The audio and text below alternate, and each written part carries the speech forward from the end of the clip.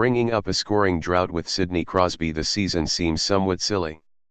For much of it, as the Penguins have endured injuries and scoring slumps involving key players, Crosby has been consistent and terrific at both ends of the rink. But the Penguins captain also isn't stupid or blind.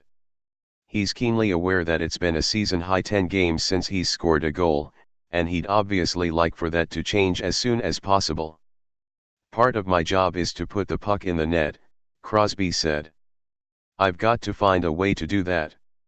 Digging a little deeper into Crosby's numbers over the past 10 games shows a couple of interesting things. The biggest is how often Crosby is getting shots through 5-on-5, just 45.8% of the time. That's down from his 2018-19 mark of 61.8% and his career rate of putting 5-on-5 attempts on goal of 61.0. Whether they're getting blocked or simply missing their intended target, Crosby's shot attempts aren't giving him enough of a chance. Crosby also isn't shooting enough. He has just 11 5-on-5 shots on goal over the past 10 games. Garrett Wilson is one of 13 Penguins skaters with more. When you factor in the power play, Crosby ranks 7th on the team in shots on goal, 20, over his past 10 and 8th in attempts, 36. What's crazy, though, is that Crosby has been on the ice for the second most shot attempts, 168, and the fourth most scoring chances, 73, overall, which means there hasn't exactly been a dearth of opportunities to score. "There have been some games where the chances have been there," Crosby said. "There have been other games where there hasn't been a ton. As far as the power play, too, maybe looking to shoot a little bit more instead of pass. Maybe that could help. So, too, could a new right wing, which is what the Penguins tried at practice on Wednesday. Coach Mike Sullivan had Jake Guentzel on the right side with Jared McCann on the left, a trio that caught fire in early to mid-March.